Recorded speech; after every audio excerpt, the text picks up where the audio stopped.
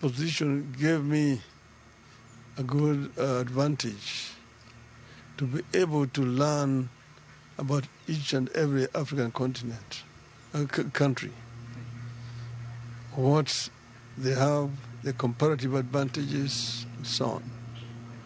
And I believe that working together with all these countries, we can be able to emancipate Africa. Mati Morebang jatend piny Nigeria machono Olusegun Obasanjo bilo wach kod Odinga par mare kendo tielo ni Odinga e jal manigi bidhruok oteku kod chia mar telo ne Afrika. It should be the turn of Eastern Africa or East Africa, and can we find such a person? I have no doubt in my mind that my friend could easily be a viable candidate. Raila kata kamano nyiero weche mofungore ni sirikand Kenya Kwanza ema manyone thulono. Winjo jomoko kaka weche kaka migosi Mudavadi loso kone ringo kucha teno ringo lumna kamani kino winjo ni nyinga ni kucha Addis Ababa na anachiel kuja monyalo laro komno kuro kamano kihie kamano tupoka loso gi sirikal mar Bwana Ruto e wach machuna ni. Obasanjo bende romo kod jatend piny William Ruto limbe mare Murang'a e kama koro nene ni gilose weche twak achiel mar siro Raila lemo masani omak kod Musa Faki Mahat mathulo mare rumo higani. Walter Nyambaga, Ramogi TV. Erokamano Walter Nyambaga kuom lipot machal kamano kutenore kod lemo mar jakom maduol mar AU. Nyakoro mga jonka kong'eyo AU en weche motenore kod riwruok mar pinje Afrika, African Union. Duol no nitiere kod joma bende koro itaye kod duol mabende ong'ere kaka African Union Commission, mane AUC. Ebo AUC kanyo nitiere kod lemo mopogore opogore. Kamotingo mago maga ilungo ni jakom ka achiel kod jalup jakom to kod lemo mopogore opogore e bwo duol no mar AUC, African Union Commission, obede tayo tije mago mag AU. Wadang'eyo ni to kom mar jakom mar AUC, African Union Commission en kom machal nadi, to entiere kod ting machal nadi. Maponi ogaye mar Azimio la Umoja One Kenya Lands biro yudo komno kaka jakom, obedo gi ting machal nadi. Magi moko kuoma ewacho ni ting mar jakom mar AUC, African Union Commission. Mokwongo, jakom en jatatije mar duol mar riwruog Africa AU Commission. Matiende biro bedo kotayo tije mar duol no, mabedo katayo chenro mago mag AU. Bende biro tayo kuku mar tend AU, kendo neno ni omenda tiyo eyo makare. Kuku no ntiere kod ting mopogore opogore. Obedo kotaye kaka jakom, mano tend AU, mano commission, kendo neno ni omenda moket ne chenro mopogore opogore tiyo makare. Bende obedo jakom e romo mag duol mar AU, kendo neno ni agenda olum. Tigigo mopogore opogore monego bed ni itwake kinde mag romo machakoni kod kocha. Kaka jakom, obedo jakom e romo mag duol no. Bende obedo ni agenda duto mag romo no kod mag AUC olum. Kadhi nyime wantiere kod ting mamoko. Obedo kochwalo huma kod agenda mag AU e kind pinje. Matiende ni pinje mag African Union moriwore bwo riwruok mar AU. Nyako chwal huma kod agenda mag AU e kind pinje mago mantiere bwo riwruok mar AU ka achiel kod pinje mamoko. Nikech AU en mar Africa, riwruok mag pinje Africa nitiere kuonde mopogore opogore ma AU dhiye. Obedo kochwalo huma kod agenda mage. Bende obedo kochwalo report ne kuku mar tend AUC agenda mag riwruok. Nitiere kod mopogore opogore chwalo kanyo kuku mar tend AU e wi yore mag chwalo agenda mago mag riwruogno. Bende obro kawo ting mar oboke mag winjruok kod mag chike mag AU Commission to kod OAU ma en machon. Matiende ni nitiere chike moko mane osekadhi monego bed ni iketo e tim. Nitie winjruoge moko manyalo bedo ni osekadhi monego bed ni iketo e tim kata iluwo. Nitiere gi ting mar neno ni oboke mag winjruok kod mag chike mag AU gin mago molu kokawo ting mar winjruok machal kamago. Bende nitiere kod ting mamoko mano mar jakom mabiro bedo ni kawo komno. Obolalre kod pinje Afrika e dongruok, ohala kod kwe. Pinje mag Afrika mantiere bwo riwruok mar AU nitiere kod chenro mag mopogore opogore mag dongruok, chenro mag ohala, chenro mag kwe, jakom mar duol mar AUC mano African Union Commission nitiere kod ting' malalre kod pinje mag Afrika wi dongruok, ohala kod kwe. Be nitiere gi ting' mar loso budget mar AUC. Apisi mare biro bedo gi ting' mar iko budget mabedo kata chenro mag mopogore opogore. Bende bedo gi ikruok kendo manyo mwandu ni AU. Riwruoge ma nitiere bwo pinje Afrika go pinje mopogore opogore ma nitiere bwo AU bobedo gi ikruok mar neno ni omanyo mwandu ne pinje machal kamago. Aito obedo ka oiko report maiga ka higa mar chenro mag AU. Mago gin mokum ting' mabende jakom mar duol mar AUC African Union Commission bro bedo godo. Mano le mabende wacho koro ne ogai mar Azimio la Umoja One Kenya Alliance Raila Amolo Odinga koro oyango kendo loko tanga ka onyiso akanyo ni lek mare koro ntiere madwaro bedo jakom mar duol mar riwruok mar African Union Commission ka bende yango ni paro neno mano mopedhi kod kweth masire ne lemono. Wacho bende ne oloso banka ne otene kod manager te Nigeria Olusegun Obasanjo pod wantiere gi thuolo mar paro mopogore opogore yalo miyo pachi ewi wach machal kamano. Otenore gi mano en ni kaluwore gi lendo mar Raila ni koro ikore ne lemo mar bedo jakom duol matayo chenro mag riwruok pinje Afrika AU. Jopiny bende ok odong' chien ka koro gigolo pachgi ewi okang'no. Ano nyuola yudo ka joluo pako Raila, koro ok anya pingo Raila. Decision mora mo make ana luwa. Gima baba wacho en right kata en wrong en right. An kenda mor kaka jaduong' okawo step no nikech siasa osegoyo onyuola yudo ka Raila go siasa. To osebedo e opposition chakre nyuolna nyaka sanie. Kwere ga be osebedo ka luwe, wuona oluwe, an kuma Raila luwe maluwo. Pingo Raila. Ka winjo wach ma koro baba chako loko tanga. Kuma yamo koro ringe ni obwogo jo Kenya miwuoro. Koro gai moro manyo adongo manyo obwogo nwa ng'ani korka tax kola kila kitu nyaka nyo ng'ani odogi. Sani koka Kenya koro dong kich maya kamil, kich maril. Nikech ogai moro chako lotanga koro riembo yie kochiko piny moro mani yun koro chako dhi bedo general con. To koro apenji jaduong' baba. Lisasi manyo ikoni dongo mutegna chiel ni manyo powerful. Lisasi ni imiye ng'a? Kaber mar baba jo Afrika boneno ni mondo dhi okony pinje mag Afrika bende.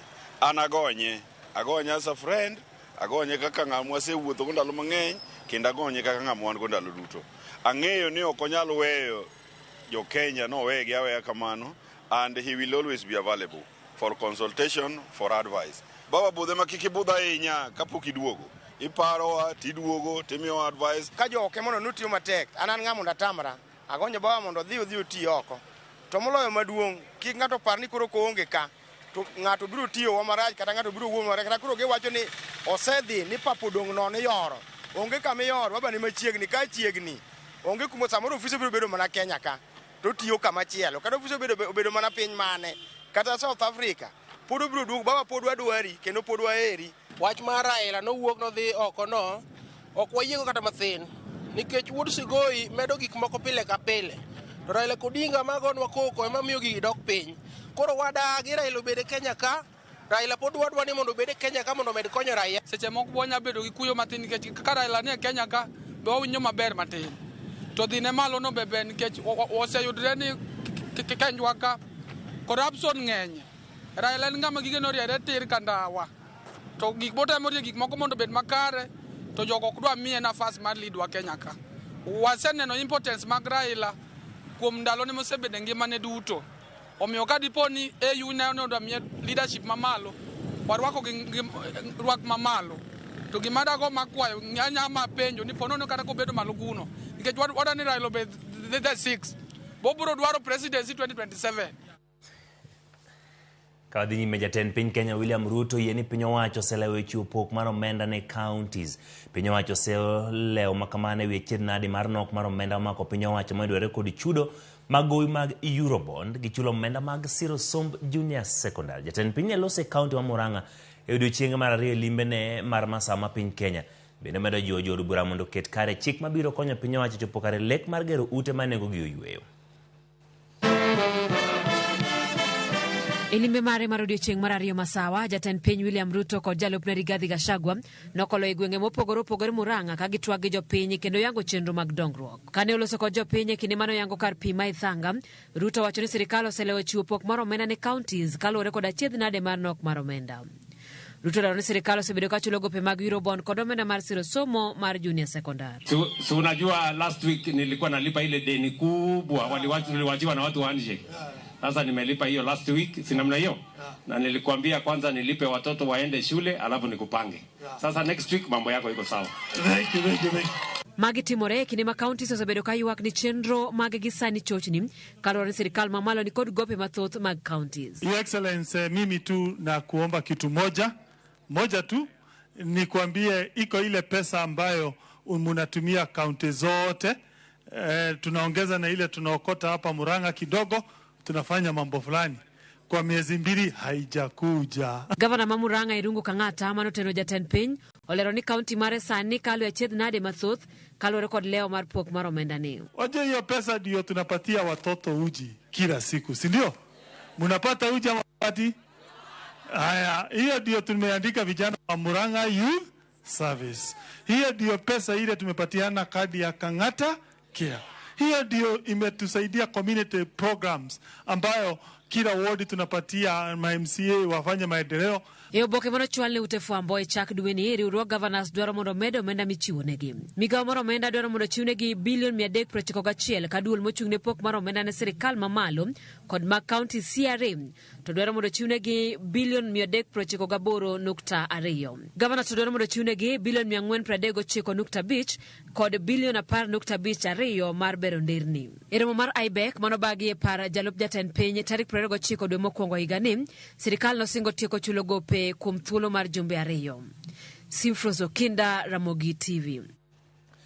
Ato injinier mapacho ka Justin Muturi osebedo ka golo ywak mare e mano mowacho ni en koso winjo kata somo pache e weche mag chike kod piny owacho. Jumani Muturi nyocho nyiso komiti od bura mochung'ne chike JLAC ni ne okosum pache wi paro manywando jong'ad rieko ne jatend piny e weche mag arita e duol mochung'ne arita mapacho ka. Muturi bende ne okawo chung' mare ni gi piny owacho kod od bura mag Kenya Kwanza e chenro mar gero udi, kowacho ni ne onego winj pach jood bura mag Senate motelo ne kete e tim. Dibed ni ma en chenro maling'ling mar keto Muturi tenge. Chris Owino kolono wacho. E thuolo mar higa achiel e apisi kaka Attorney General mapacho kae, Justin Biden Muturi osewuok oko kendo we jopiny kod penjo mathoth bang' wacho ni migepe mag sirikal okosebedo ka kawo pache e wi weche mag chike. JB Muturi ne omako dho jopiny bang' thegore gi lendo mane jatend migawo mar arita Profesa Kithure Kindiki oketo e gazet moyiedhi mar sirikal tarik 7 dwe mar 11 higa mokalo e wi medo chudo mag obok mag sirikal kaka opande, obok mag nyuol kod passport. Gichir, Muturi ne olero ne osomo lendo makamano e gazet mana kaka jo Kenya mamoko kata odoko ni ene jachiw rieko maduong' ne sirikal e wi weche mag chike. E nyim komiti mar od bura mochung'ne chike chieng' wuok tich jumani, Muturi ne oweyo jood bura ka gwonyo wigi bang' ywak ne okosom pache e wi paro mar chik mar nywando jang'ad rieko ne jatend piny e wi weche mag arita e duol mochung'ne weche mag arita e pacho kae. Muturi bende ne onyiso komitino motelne kod George Murugara ni kata jotich e bobad migawo mare osebedo ka indiko e tich ma okong'eyo. E wi chenro mar gero udi mosebedo wich bar ne jatend piny William Ruto kod bad migawo mar doho, Muturi ne okawo chung' mopogre ni jo od bura mag Senate ne onego winj pachgi ataro kod chung' mar piny owacho mar Kenya Kwanza. Dibed ni ng'ato temo kunyo tiend JB Muturi mar gole e apisi kose. Dr. Maxwell Miawa, japuonj mar chike e mbalariany ma Strathmore, kata kamano neno ywak mar JB Muturi kod angolo machielo. Okonego beno nyiedhore sasa ma wach moro moro wuok, lakini ka wach moro moro wachore sirikal kata through a government circular ma sirikal ogolo, onego bed ni osebedo kong'eyo, ok orit nyaka parne mane tije.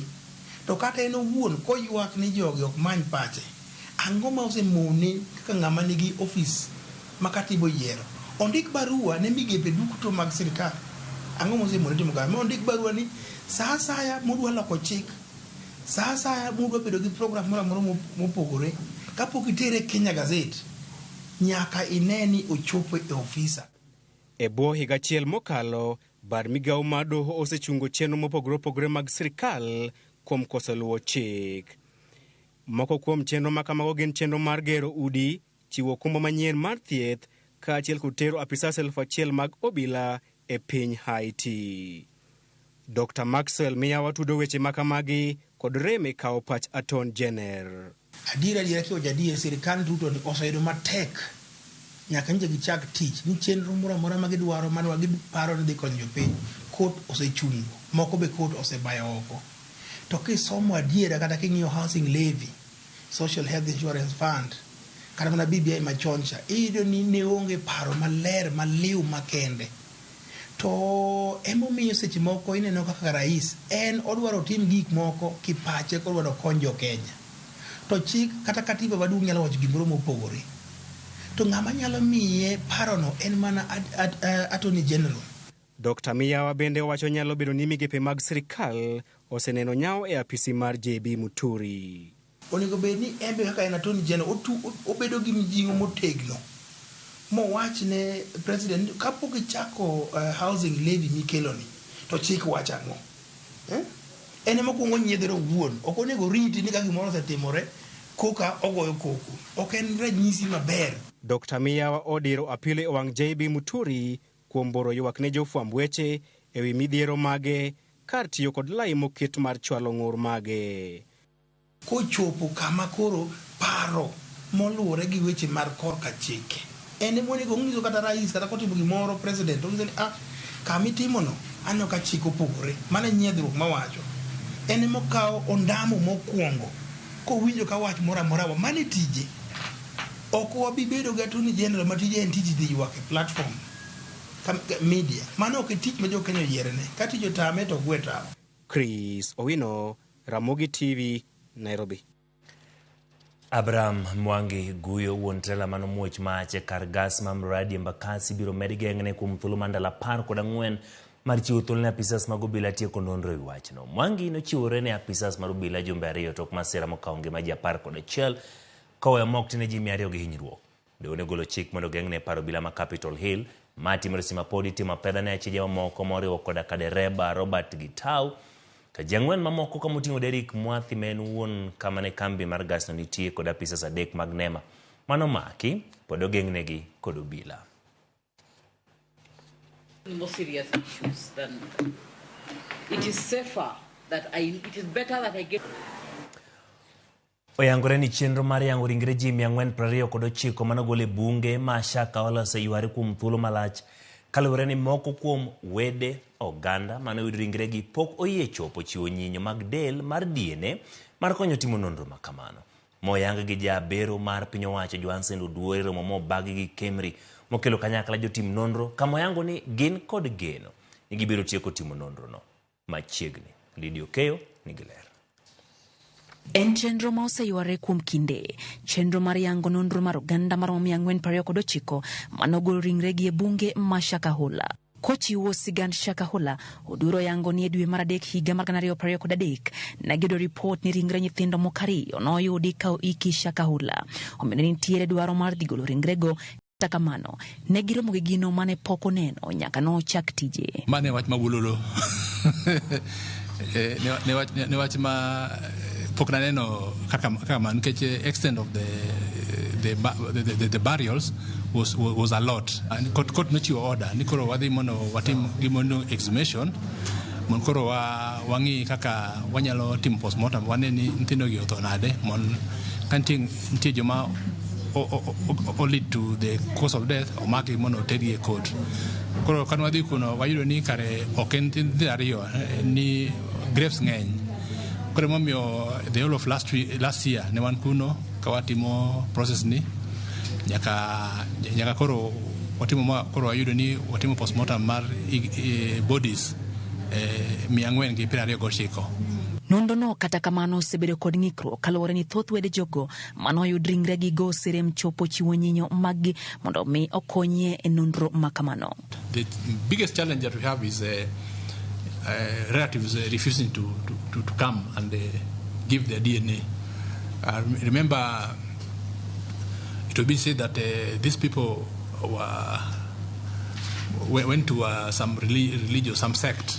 You know, Shakahola en kama duong en ekas mangeny. Kuro jogo no bedo bare kuonde mangeny. Kuro no mi ni kuro watimo mos. Kadi ngeni gima chal kama ni onego tim mos mono koro bodies mane mo bare. Ema koro nyak konyo mani yude postmortem results. Oduor lero ni moko kuom ringrego bende osetuo kendo kethore. Gino ma bende osekelo ng'ikruok e chenro mar yango ringrego. Kata kamano, gichano bedo kod romo mabiro yango ne oganda jo Kenya kama nonro ma kamano osegikie. Remember, some of them are skeletons, so if you mix skeletons of 3 or 4 people, you lose out, isn't it? Yeah, because one of the things that you want to get is who this person is. So we understand there are some DNAs already. I don't know the number, which I think in a week's time we are going to sit down and look at them and proceed back to Malindi, so that we can try to release a number of bodies which have been identified. Olero ni kunyo kendo golo ringre manosiki Shakahola omiyo gibedo kod ng'eyo mathoth e tijgi ka owacho ni oganda nyaka ng'e ni onge maundu ma inyalo iki ma ok yangore. E romo mokelo kanyakla jotim nonro mapacho kama bage gi Kemri, jabero mar piny owacho Johansen oduor kwayo oganda jo Kenya mapok oneno wedegi kuom kinde malach mondo mi ochiw nyinyo mar dendgi mar konyo kaso nonro mitime ringre 429 mano oyude bunge ma Shakahola. Lydia Okeyo, Ramogi TV, Nairobi. Kora mgaji bang' tok report ma Lydia Okeyo no okawo yweyo matin kata kamano kik idhi mabor pod wantiere kod mathoth mowaiko.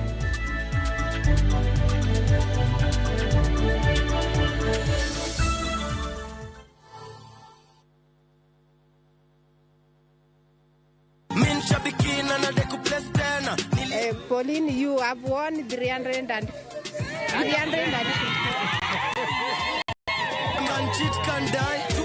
Majina naitwa Pauline Piero Wawira Njage, naishi hapa Mrorongo Phase 3. Sasa niliamini wakati nilipigiwa simu na hiyo namba walikuwa wamesema ya customer service. Tutakaa chini na mzee tupangane juu tulikuwa tumeweka 2024 resolutions. Sijatosheka, nitaendelea, nataka sasa hiyo 5M. Bonuses nazo ni no. Kuanzia 12, 13 and 14 correct predictions. Unacheza na 99 bob tu. Chukua simu yako, ingia www.shabiki.com. Fungua jackpots, click on super jackpots. Chambua game zako safi, review bit slip yako, ukiona iko sawa, place bet. Alafu sasa unategea games zichezwe. Shabiki super jackpot, ni time yako. Mina dai wote twenda hivi. Not for persons under the age of 18. Shabiki.com is authorized and regulated by BCLB license number 587.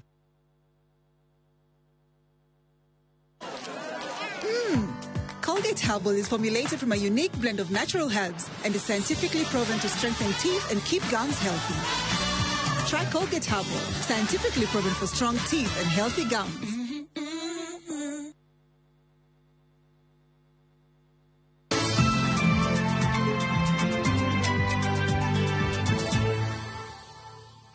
Erokamano kuom medo kete Ramogi TV. Wadhi nyime. Jagoro maduong' e migawo mar arita kwe Laktar Raymond Omolo ochiwo siem ne jogo ma osebedo ka nyayo tulo kod koko e kind oganda modak e gwenge mag Angata, Barakoi kod Gwitembe mayudore tong' kaunti ma Narok kod Migori. Omolo mane oriko wuoyo alap mar ndeke ma Migori e sub kaunti ma Suna West kama ne otene kod jagoro maduong' e migawo mar wuoth Mohamed Aga ne owacho ni kawo okang' mar chik ne jogo ma rocho arita kwe gwenge mag Angata, Barakoi kod Gwitembe osebedo nyuma kinde ka kinde kendo oganda mikelo kod dwarruok mar lowo ma bende oseweyo ka oganda mathoth oyudo hinyruok kama moko bende osewito ngimagi.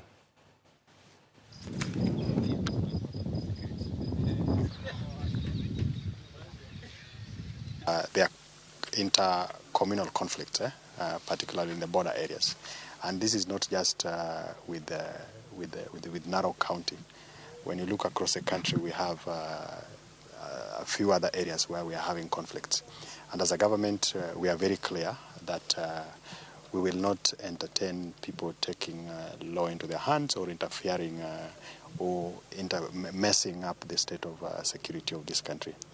We are constantly having engagements with the local leadership but more so we are asking the public to allow the agencies that are responsible for law enforcement and for keeping law and order to discharge their responsibilities, which is to keep us safe. Piny owacho pogo moko kuom gwenge mathurka kendo koro gidhi bedo kod tend loch nanga manyien. E gwenge ma Nyanza, gwenge moyude sub-county manyien oting'o Suba, Bondo kod Karachuonyo. Kaluwore kod Miloyo mayango pok makamano moketi e gazet moyiedhi ma piny owacho, gwenge moko bende ochungnegi division, location kod sub-locations manyien. George Bati miyowa ler. Kokalo e oboke moyiedhi mar piny owacho, gwenge maluwe Nyanza oyudo sub-counties manyien 5 ka kaunti ma Homa Bay ema oyudo kwan mamalo mag sub-counties manyien. Kaluwore kod oboke no, kar chung' od bura ma Bondo oyudo sub-county manyien miluongo ni Usigu.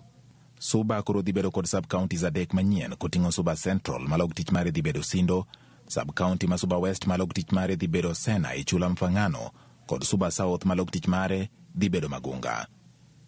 E kaunti onogo ma Homa Bay bende omed sub-county machielo ma iluongo ni Rachuonyo West. Kaluwore kod pok makamano, paro mopogore medo wuok ka moko kuom jotelo sayo tend migawo mar arita kuom dewo gwenge moko ka moko to jwang' e pok makamano. Jaod bura ma Suba South Karoli Omondi okon ni ma en okang' ma gisebedo ka gikedone kendo koro dhi chwalo chenro mag sirikal machiegni jopiny kendo chugo thuolo mag tich ne oganda. Gigi becho kabisa nikech gikelo gige sirikal machiegni gi raia, joma dhi yudo tich dhi yudo, gik kata kikawo polise kata kikawo jopuonj namba dhi medore. Karoli bende koni bang' yudo pok makamano koro geno margi en yudo Suba County.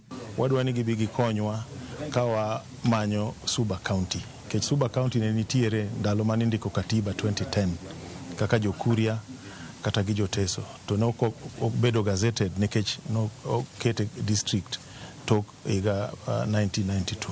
Moko kuom jopiny bende osiro pok makamano magikoni dhi jiwo weche mag arita e kor gwenge kendo jiwo weche mag tije kaachiel kod pok mag mwandu mawuok e piny owacho.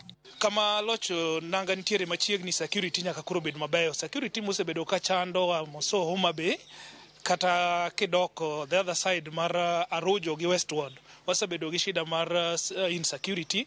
Wanano ka loch nanga dhi miyo koro security dhi bedo maber. Nyocha wan gi sub counties wasebedo ka wan ga 2 nomedwa mar 3 sani koro wan ga 4. Sub locations momedigi nyithindwa ema dhi donje. Mano employment omedore kor gweng'. Koro aneno ni joka bonyo Kanyagwaro bi dwaro mondo mi odhi all the way to Awasi kata Ahero mondo giyud services kata gibro yude machiegni kanyo endo Rabuor. Mokwongo kelo tije moloyo to ne wan rowere mosomo kata tije mag lwedo gi nikech iyudo ka samo ger kata sub location to idhi dwaro mondo gerne chief of the sub location kata mana ot wan gi rowere motimo plumbing otimo building mano dhi bedo gima ber ne gin. Kata obedo ni pok makamano kelo mor e chuny moko kuom jotelo kod jopiny. Jaod bura malego Usonga Samuel Atandi okoni ok omor kaluwore ni gwenge malego Usonga ok opogi kata bed ni motelo ne gisechwalo kwayo mondo miye sub county manyien. 2022 kapok wadhi yiero ne otim nyaka public participation Alego mane wandiko report no wuok Alego no was due for subdivision. Alego nego bed gi sub counties 2 nikech Alego en constituency maduong' molo constituency system. Tiene ni mondo keti mondo Alego yud gigi nyaka dhiago chonga piny ni either jogo jo sirikal go tano kanyal go chonga piny. Ka koro paro medo wuok ewi pok mag gwenge, geno mar jopiny neno ni jotelo mabiro yudo telo e gwenge manyien go biro tiyo mar chopo dwach oganda kendo ting'o malo dongruok mag gwenge go. George Bati, Ramogi TV. Erokamano George Bati. Fungro kolor ne jopiny ma Kisumu mane yore mag thieth chando kendo chulo NHIF ne otamo. Bang' tend county no sidayanga telo manyien mar okumba mar thieth machudo mare ogonyore. Gavana ma Kisumu yango okumba thieth mar Marwa ne osekonyo jopiny ma Kisumu kwan gi 47,000 nyaka ne ochakre higni mohewa 3 mokalo. Millicent Adhiambo miyowa ler mathoth. E laro mar kar mama Magreso Nyango e chuny boma ma Kisumu, jopiny owuok oko kar romgi mar ndikore kod okumba thieth mar Marwa. Maine dhi nyime e kinde mane gavana ma Kisumu Ngire Peter Anyang' Nyong'o ne otelo e nyasi mar sidho ayanga okumba thieth no e telo manyien kendo. Ka Kane oloso, Gavana Nyong'o oyango ni kuom oganda maromo 47,973 okumba thieth mar Marwa konyo jotuo mag sickle cell maromo 94 kaachiel kod johala 194. Oyango ni chenrono biro tiyo seche 24 kachwalo thieth ne tuoche mopogore kaka yorno mar bero weche thieth e kaunti ni. Today, we officially launched the Marwa Insurance Subsidy Program, allowing individuals in the informal sector who are unable to afford the 500 shillings premium to contribute a portion, while the county government of Kisumu covers the remainder. Once the Social Health Insurance Fund is activated, we will seamlessly transition our members to the new scheme. I am pleased to announce that the first beneficiaries of this subsidy model are the 94 sickle cell warriors, whom we have already supported with half of their yearly premiums. The Marwa self-paying membership options, offering enhanced benefits including 24/7 phone support. We're also introducing home visits, post-hospitalization, free ambulance services during referrals, and a 1-year partial subsidy for the first 8,000 members. Jopiny bende oyango morgi mar ndikore kendo tiyo kod Marwa kaka konyruok margi e yor yudo thieth. Koro ka ne chaf kocha tichulo siling 500 kor kidonjo. Koro kana winjo ni time nono tawacho ni waring mondo abi mondo ayud kaka akonyora nikech gini kore timo nono. Koro abedo jamor nikech gini kani timo nono to pesa samoro ni onge go. Koro cover ni aneno ko ber nikech kiwacho ni sirikal nyalo chulo nwa to siling 4,000 wacha kwa chulo bange. To koro ng'eny ne ithiedhi koro nono. Koro an osekonya kabisa chakre 2021 kadhi osiptal to onge pesa moro amora machulo.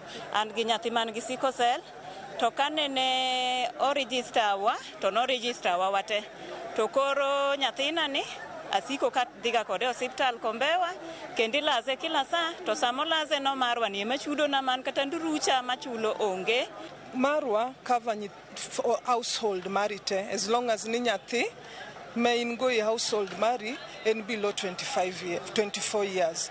Egi jiwo jogo mapoko ndikore mar kawo okumba mar Marwa mondo wuogo ko ondikre mondo gibigine lokruok kod yot e yoregi mag yudo thieth. Marwa kisechulo siling 4,000 no to koro ini thiedha nono no oken onge kod limit ni bro chiel kata diriyo omiyo wayot mar thieth. Tinyalo thiedhe e hospital mora mora koro onge kod moro mar dhi iduogi dhi office ni dhi kama adonjo to kachiwo ID to thieth chakre acha. Millicent Adhiambo, Ramogi TV, Kisumu County. Jodak e kaunti ma Mombasa ywak ne tend kaunti no mondo mi orakre gi midhiero mar pi masani okwako gwenge mathoth. Giwacho ni kata bedo ni pi osebedo kalale kinde ka kinde, chudo mag pi medo mana idho malo, wach ma gidwa ni orakruok godo gi kambi mochung' ne keyo pi mar Mombasa Water Sewerage Company. Joja oko nigi ler. E thuolo mar jumbe adek sani, jodak e gwenge mopogore e kaunti ma Mombasa osebedo kakalo e midhiero mar yudo pi e utegi. E gweng' ma Chuda, jodak ne jobago ng'anyo mamuol ka giywak ne kambi Mombasa Water mochung' ne keyo pi mondo mi olernegi midhiero mantiere. Onge ng'ama osebiro wachonwa nang'o mosetimore wige adek gimomiyo pok wayudo pi. Koro chandruok ni emomiyo ne ochuno mondo wago koko mondo wayud wach mondo lernwa nang'o matimore. Kech kamoro moro magocho iwacho ni pi biro to pi ok bi. Chieng' moro pi kobiro to biro pi molil mabe onge kata gima inyalo timo gi pigno. To sani osechopo wige adek pi onge. Kora wakwayo sirikal. Nikech sirikal e wuonwa onge kuma wanyalo ywake mondo giyie mondo wayudie pi e chuda waka. To kata obedo ni pi gisebedo ka giyudo mana kidam e thuolo mokalo, bil gikoni ok osebedo kadok chien. Luoro margi en ni chal ni nitiere mibadhi kata nyawo moro madhi nyime to chutho ewi wach somo mita kod chulo bil. Hawa watu wa water wakija hawasomi. Mimi mwenyewe na watu 5 ndani naletoa bili shilingi 7,000, bili shilingi 8,000 na mpaka hii bili ya juzi nikuja 12,000. 12 natumia maji gani mimi? Na maji yenyewe unaona wiki 3 hakuna. Ukija uletoa bili kubwa, naambia lazima ulipe. Nitatoa wapi hizo pesa? Ndani tuko wawili lakini bili nailetea 10,000. Tuko wawili tu, hatuna watoto, hatuna nani. bili 10,000. Sasa kama tumekatia wiki ya 3 hii, lakini bili itakuja ile ile. Chulo pi bei matek. Gimome wanyalo chulo pi bei matek to pi onge. Kata sani kadhi ang'isi bil. Wige adek pok ayudo pi. To kidhi ng'iyo bil duong'. Koro wakwayo jotend pi ma Mombasa ka. Kotelne gi gavana marwa. Wakwayi gi ng'wono ma Nyasaye. Dwe mar Ramadhan ochimo watir. Jowete wabro timore nade ka onge pi. En gino makoro jogo makedo ratich oganda dwani kambi makeyo pi Mombasa olera nena gimomiyo pi ok lal ne johand pi e seche ma olal e ute ji. Ma shida maduong' chakre nyocha, yani chakre zamani kuanzia kitambo sana watu wanapata shida because serikali imedhalilisha watu, hawajali na yote wawachonia. Governor Abdulswamad nyaka chung matek mondo jionang pi ngeji tagre mang'eny. Nikech nitie joma uso pi, private ma uso pi, emomiyo pigi ni ing'ado. Koro wadwa wachung joma uso pi ma private gi to Mombasa Water through Mombit Fara nyaka chung maber onego oganda oyudo pi. Kambi mar Mombasa Water ne kata kamano oyango ni en adier ni pi osebedo kalal kaluwore kod gino magikoni mar pi magiyudo kowuok e counties mag Ribamba, Kilifi kod Taveta. To pi e chuda ka waseyudo chandruok mwakia gimomiyo. Waseyudo chandruok mang'eny gi piny maliet ni jowetena. Tamo wakata luok ang'i tedi koso ang'i luokri. Aywak kendo aywak ni ka chopo ot tayude pi mfereji. George Aoko, Ramogi TV, Mombasa. Jodak mawuok e location ma Central Kadem e sub-county Manyatike yuago monj ma kinde ka kinde ma itimo kod rao ka gidwaro mondo bad migawo ma ochung' ne rito le mag bungu KWS oreski. Jojuma nigi ler mathoth. Monj ma itimo kod lego mag bungu ne oganda ma odak alworano mar Nam Lolwe e sub-kono Manyatike e kaunti no ma Migori ok en gino mawendo. Monj ni ma itimo to ahinya kod repe osekelo lal mathoth ne oganda. Ega ka ega dhok to jowa be utege rebe go piny. Nyaka sani repe osenego sani koro ega 10 karao nego ji. Rao nego le dhi mier kendo lawa ma neg chiaye. Koro ok ang'eyo ni sirkal opidho mana chiachgi to ketho gige ji nikech kata mana wan ka wan gi chiaye ka odhi oketho puoth ng'ato to ka wuon puodho kawo ni okang' to chuni nyaka ang' ichul. Koro mar sirkal ma gin le ma gipidho mondo konygi miyo gin kam ok ginyal dewo koketho gir raia. Moko kuom oganda osewito ngimagi, moko oyudo ng'ol mane ok gichano ka mwandu mathoth ma oting'o jamni bende koro osenegi kod repe ma osebedo ka kwayo landa nyaka e mier. Higni 22 mosekalo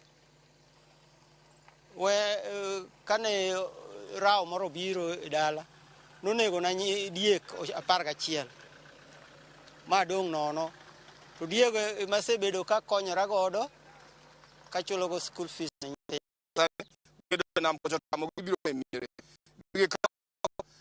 other areas be safe mondo dhano bendo bed safe kik human conflict bedie.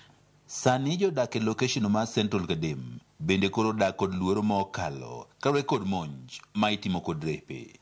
Ruoth morito location mar Central Kadem Philip Opolo wacho nitiere gwenge ma chenro mag wuoth rumo kar saa 3 mar otieno nikech repe koro wuotha helu nyaka e kor gwenge e sechego mag otieno. Kidhi king'ado kata area mar Angugo gotieno kidhi Nyora gotieno wuodhi kokalo saa 3 kidhi ng'ado barabara no kech vegetation be no duoko ma vegetation tiye miere jo yero wuok kata kecho mang'ado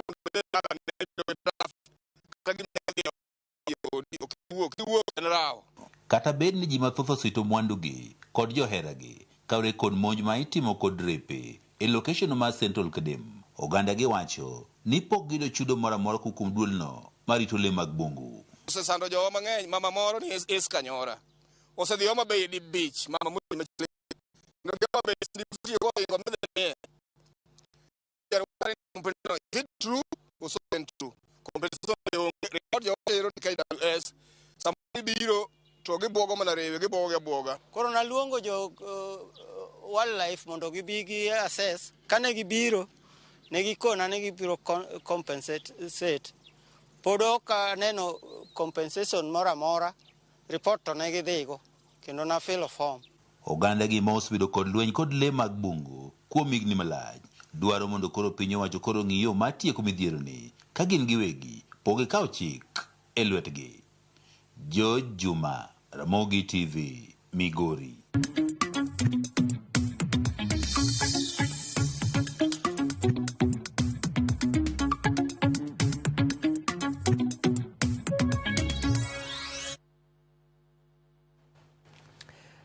E weche mag ohala, jotije kambi rego niang' ma sukari industry maniriate kar chiemo bura mandhiwa ochungo ng'anyo margi ma osekawo juma achiel mangima mar chiwo thuolo mondo tend kambi no los moko kuom ng'ur mane gichwalo negi.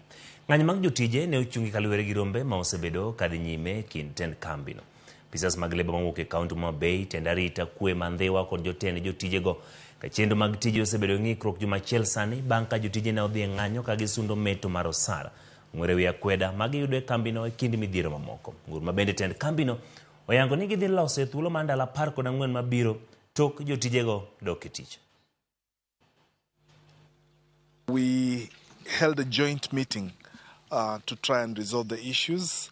I'm happy to report that it's been a very, very constructive meeting. Long and difficult, but constructive. We've come out with a return to work formula. It's been a painful process. We've had sugarcane and farmers suffering out in the fields. We've had shops closed. We've had the workplace closed.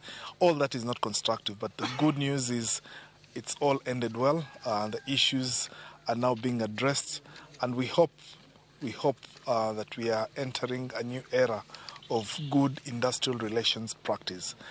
Ndalo 14 go nitiere gige moko midhi losi on time. To nitiere moko ma pod dhi kawo muda. Koro wawinjore ni bang' ndalo 14 misachwa mane wadwaro ok wadwar mondo medwa kata percent moro ewi misara. To wadwa no golwa kama ichulowa ma en others to gichulo e municipality. Ma kamano ok nyal timore bang' ndalo 14 to wadhi chako kawo kendo ndalo 14 mar miyogi warning. Ka ok girespond kendo bang' ndalo 14 to wadok adoka jokanyanam kama ne wantiere cha. Mane nienge pod ok wadhi mana loro kambi nikech koro gitamore winjowa.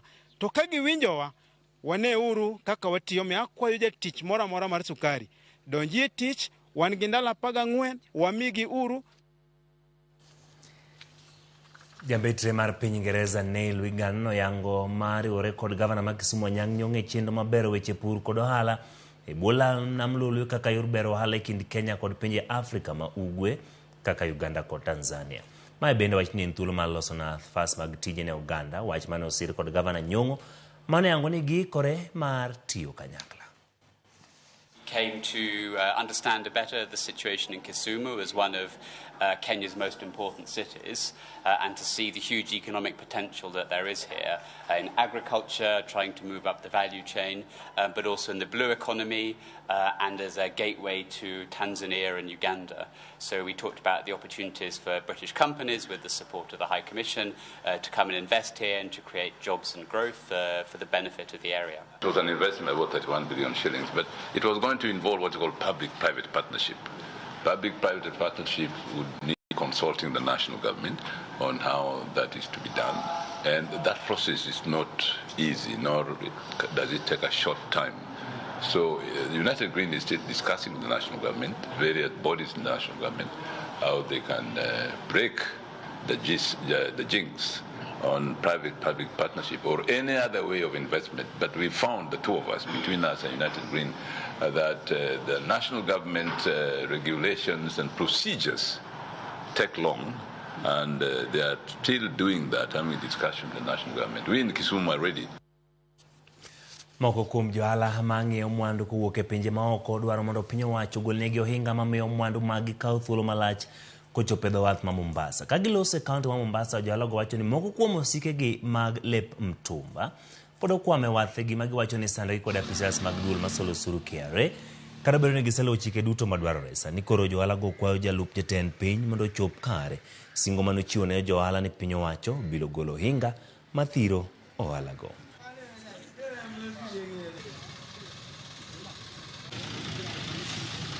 Na watu ambao wanaulipa ushuru ndio backbone ya economy ya hii nchi ya Kenya. tafadhali tunaomba importers wasikilizwe madai yao na waangaliwe vizuri. Tunasema maneno mengine ambayo tunasema ni kwamba hizi containers za garments, clothes sana zinashikwa. Kwa sababu mpaka sasa kuna containers zimeshikwa na ziko hapo ndani ya port na bado hazijakuwa cleared. Tunaomba serikali tafadhali tusaidie wafanyabiashara.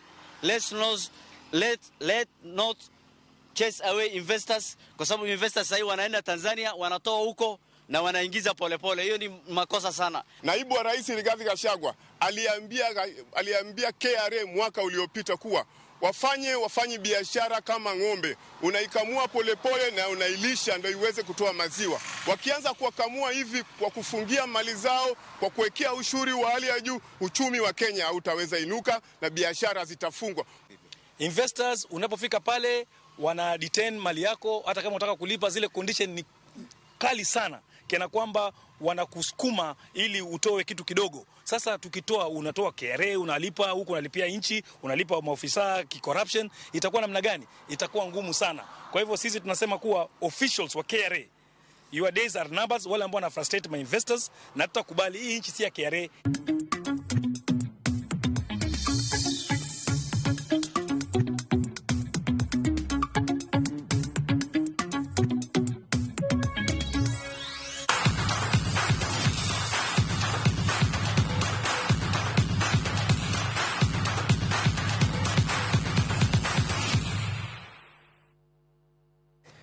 Machiegni weche mag tuke. Jatend migawo mar tuke Ababu na Mwambo singone kamati mar od bura mar tuke ni piny Kenya biro tieko chenro duto mag ikruok ne bago tuke mag AFCON higa mag 2027. Mwambo wacho ni geto tieko alap tuke to kod mago mag timo rako kochopo giko dwe mar 12 higa manyien. 5 stadiums you are going to start with the academies of sport. So and